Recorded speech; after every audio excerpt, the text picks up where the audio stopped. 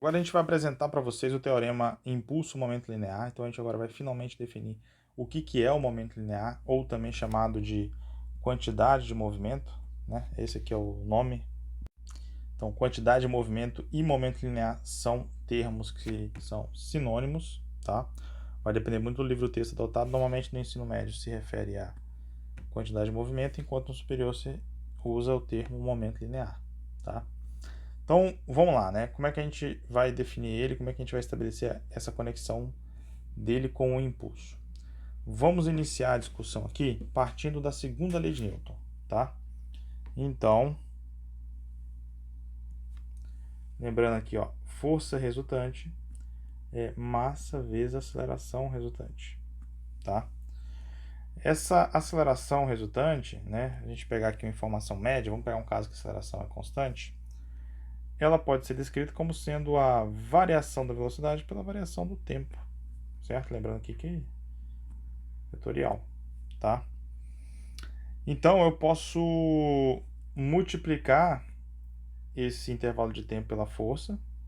Então vou ter aqui, ó, força resultante vezes intervalo de tempo é igual a m vezes a variação da velocidade.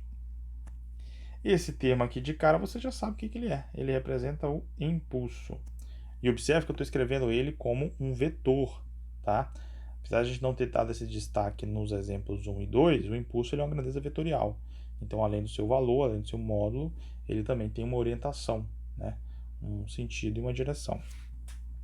Do lado de cá, a gente vai ter esse termo aqui, ó, que seria V final menos um V inicial, tá? Vetores também.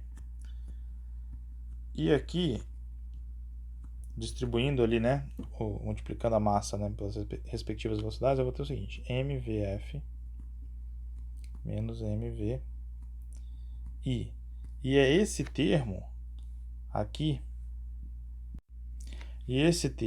ó, que a gente chama de quantidade de movimento. E a letra que a gente costuma usar é a letra Q, tá? Esse Q que é o chamado de quantidade de movimento ou momento linear. Então, quando a gente fala que a gente está impulsionando um corpo, na verdade, né, a gente está dando momento linear para ele, dando quantidade de movimento para ele, né? Ou retirando também, né? A rigor seria o impulso está associado, né? Vamos resumir aqui o resultado da dedução. O impulso está associado com a variação do momento linear. Então, este termo aqui é o impulso e este termo aqui é a quantidade de movimento ou momento linear. Tudo bem? Então você percebe que nos primeiros vídeos eu falei assim, eu comentava que o impulso, né? Se você tem um impulso positivo, isso vai indicar um aumento da velocidade, mas o termo correto seria ter um impulso positivo, isso vai indicar um aumento do momento linear. Mas como o momento linear aqui, ó, o Q, ele é um produto da massa vezes a velocidade, para o caso em que a massa é constante, o aumento dele, né, você tem um Q positivo, indica que você tem uma velocidade também positiva. Então, por isso que a interpretação de você impulsionar algo pode ir no sentido de aumentar a velocidade ou diminuir a velocidade por conta da massa ser constante. Mas existem situações em que você pode ter uma massa variável, né? Um carro, à medida que ele está se deslocando, né, ele está consumindo combustível. O combustível tem uma massa. Então, à medida que o carro se desloca, essa massa dele diminui. Por mais que ele tenha uma velocidade constante, isso causaria uma diminuição na sua quantidade de movimento, certo? Uma vez ele com o tanque cheio e ele com o tanque, né, pela metade ou já vazio, entende? Então, a rigor, o momento linear é dado pelo produto da massa e velocidade, logo ambas as mudanças de massa e velocidade, elas geram uma variação, né, nessa quantidade de movimento ou momento linear. Então, a interpretação correta é que o impulso gera uma variação do momento linear, certo?